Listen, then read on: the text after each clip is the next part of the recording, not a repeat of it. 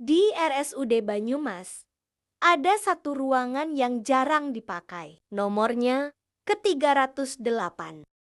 Perawat baru biasanya tidak diberitahu soal itu, sampai mereka mengalami sendiri. Malam itu, Dina, seorang perawat muda, mendapat tugas berjaga sendirian di lantai 3. Dokter meminta dia memindahkan seorang pasien demam tinggi bernama Pak Surya ke kamar kosong. Kamar yang kosong tinggal 308 ya, kata dokter sambil berlalu. Dina terdiam sejenak. 308? Bukannya itu jarang dipakai, gumamnya. Tapi dia tetap menjalankan tugas. Setelah semua beres, Dina menutup pintu kamar dan kembali ke meja perawat. Sekitar jam 1 pagi, interkom di meja perawat berbunyi sendiri. "Perawat, tolong dingin." Suara serak itu terdengar dari speaker. Dina mengernyit. Itu suara Pak Surya. Dia bergegas ke kamar ke-308. Begitu membuka pintu, lampu kamar berkelip-kelip-kelip. Dina melihat Pak Surya menggigil di ranjang. "Pak, AC-nya saya kecilkan ya," katanya sambil mengecek remote. Tapi saat dia menoleh ke dinding, AC kamar itu sedang mati. Dina menelan ludah. Suhu kamar tetap sangat dingin. Benar-benar dingin, seperti masuk kulkas. "Pak, tadi Bapak pencet interkom ya?" tanya Dina. Pak Surya menggeleng lemah. "Saya nggak bisa bangun MBA. Dan tadi ada perempuan di pojok kamar." Dia bisik, "Jangan tidur." Dina langsung memeriksa pojok kamar. Tidak ada siapapun. Dia memaksa tersenyum. "Mungkin Bapak ngelindur. Sudah, istirahat saja." Tapi saat dia keluar kamar, Dina merasa ada yang mengawasinya dari balik pintu. Jam 2.30. Interkom berbunyi lagi. "Kembalikan dia." Dina kaget. Itu bukan suara Pak Surya. Suaranya seperti perempuan dewasa, berat dan menggema. Tanpa berpikir panjang, Dina lari kembali ke ke-308. Kali ini, pintu kamar sedikit terbuka. Lampunya mati total. "Pak Surya," panggil Dina sambil menyalakan senter. Cahaya senter menyorot ke ranjang. Pak Surya sudah tidak ada. Dina panik. Di dalam gelap muncul suara langkah pelan menyeret dari arah kamar mandi. Dengan tangan gemetar, Dina menyorotkan senter.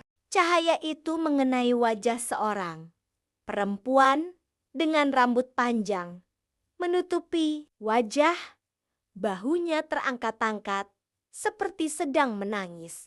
Sosok itu tiba-tiba berbisik, "Dia sudah kubawa.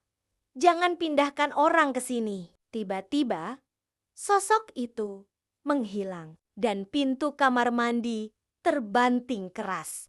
Dina menjerit dan berlari keluar. Pagi harinya, Dina melapor pada kepala perawat. Kepala perawat hanya menghela napas berat. Ruang 308 memang sudah lama tidak dipakai. Dulu ada pasien perempuan yang meninggal di sana. Dia menekan interkom berkali-kali, minta bantuan. Tapi waktu perawat datang, sudah terlambat. Dina terdiam. Sejak saat itu, lanjut kepala perawat, siapapun yang tidur di kamar itu, sering didatangi sosok perempuan yang sama. Dia benci kalau kamar itu dipakai. "Lalu, Pak Surya?" tanya Dina gemetar. Kepala perawat menatapnya pelan-pelan. "Pak, Surya dipindahkan ke ruang UGD tadi malam. Kami menemukannya pingsan di lorong. Dia bilang didorong keluar oleh seseorang." Sebelum pulang, Dina berjalan melewati koridor lantai 3. Dia berhenti tepat di depan pintu ruang ke-308. Pintu itu tertutup rapat, tapi dari dalam terdengar suara lirih. Jangan bawah siapapun lagi. Lampu lorong langsung padam sebentar, lalu menyala lagi. Ketika Dina menatap ke bawah, dia melihat jejak kaki basah mengarah keluar dari pintu ke-308. Jejaknya kecil, seperti kaki perempuan. Dan jejak itu berhenti tepat di belakang Dina. Dina kembali dapat shift malam. 2 hari setelah kejadian itu, Dina berharap ia akan dipindahkan ke shift pagi. Tapi jadwal barunya ditempel di papan pengumuman. Dina memucat. "Kenapa harus aku lagi?" Kepala perawat hanya berkata, "Tenang, kamu tidak akan dekat ke 308. Kamu jaga area tengah saja." Tapi Dina tahu ruangan itu selalu terasa memanggil. Pukul 11 malam, lorong lantai 3 sunyi sekali. Dina duduk sambil memeriksa obat-obatan ketika suara klik terdengar dari kejauhan. Dina berdiri dan mengintip lorong. Pintu ruang 308 terbuka pelan sendiri. Padahal tidak ada angin. Dina memejamkan mata. Tidak, aku tidak mendekat. Tapi kemudian ada suara lain. Bunyi sesuatu jatuh ke lantai dari dalam ruangan. Seperti benda kecil terlempar keluar. Dina memberanikan diri berjalan mendekat. Jarak 10 meter.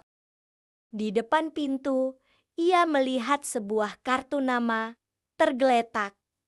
Bukan kartu rumah sakit, tapi kartu berwarna putih kusam. Dina mengambilnya. Namanya tertulis, Maya Ardianti, pasien 308. Dina menghela napas gemetar. Itu nama pasien yang meninggal di ruangan itu beberapa tahun lalu. Tiba-tiba dokter jaga berlari ke arah Dina. "Din, ruang lain penuh. Tolong siapkan ke 308. Ada pasien pingsan di IGD." Dina tersentak. Dok, ruangan itu tidak sempat kondisi pasien gawat. Dina tidak bisa menolak. Ia menyiapkan ranjang, membersihkan ruangan, meski seluruh tubuhnya merinding hebat.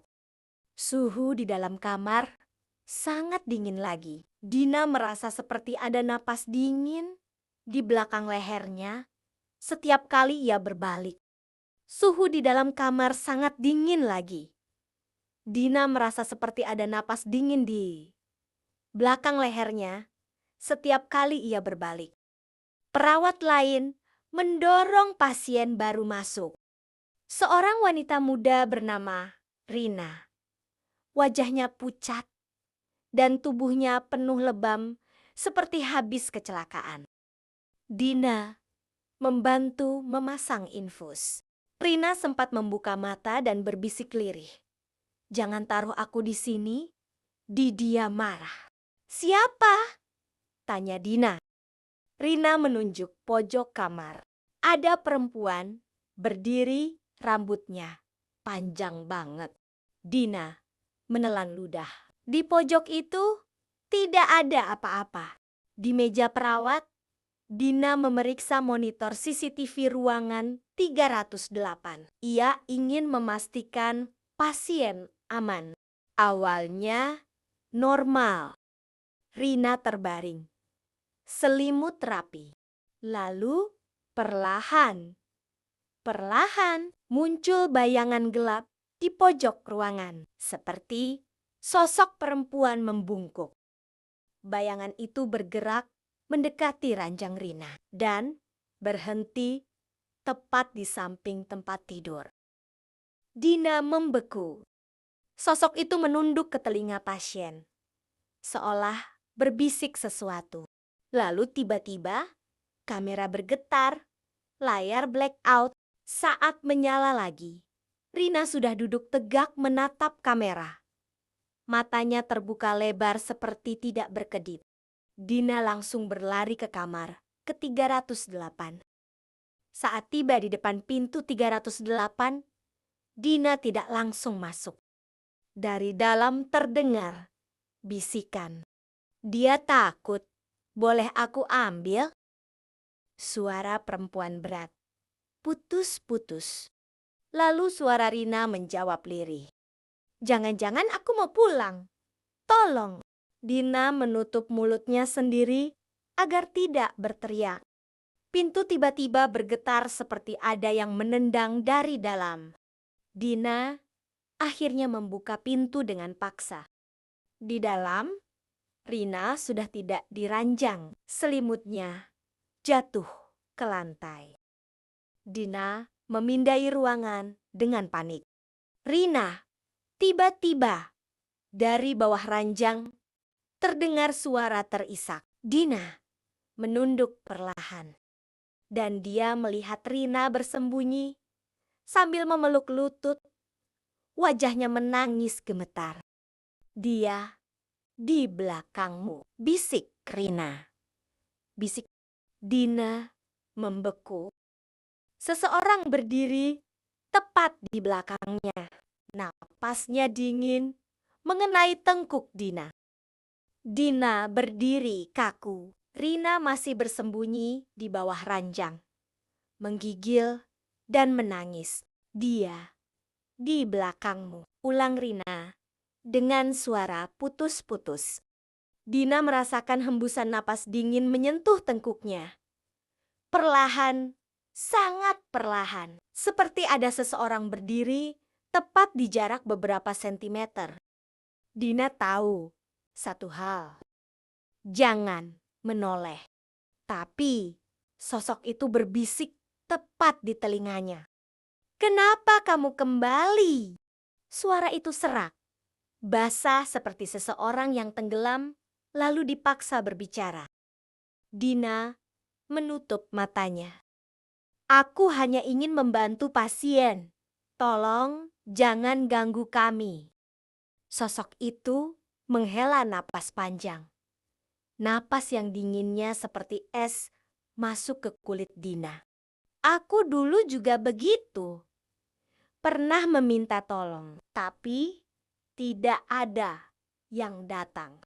Suara itu tiba-tiba berubah menjadi jeritan pendek, seperti marah, seperti menahan sakit. Seorang pun tidak datang. Dina terdorong ke depan tubuhnya, hampir jatuh. Tiba-tiba, Rina menjerit dari bawah ranjang. Kakinya terseret keluar dengan kasar, seperti ada tangan tak terlihat menariknya. Kukunya menggaruk lantai, meninggalkan goresan panjang. "Dina, tolong, tolong, tolong."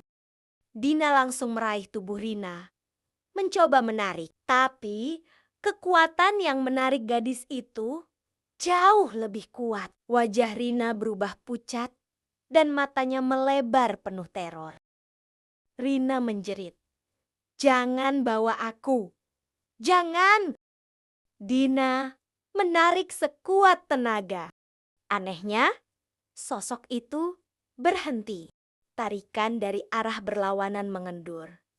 Rina terlepas dan langsung memeluk Dina sambil menangis keras.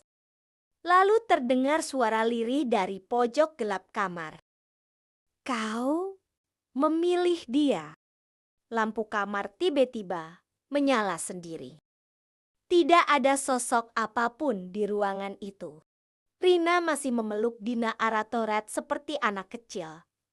Dina menenangkan dia sambil membawa Rina keluar menuju lorong.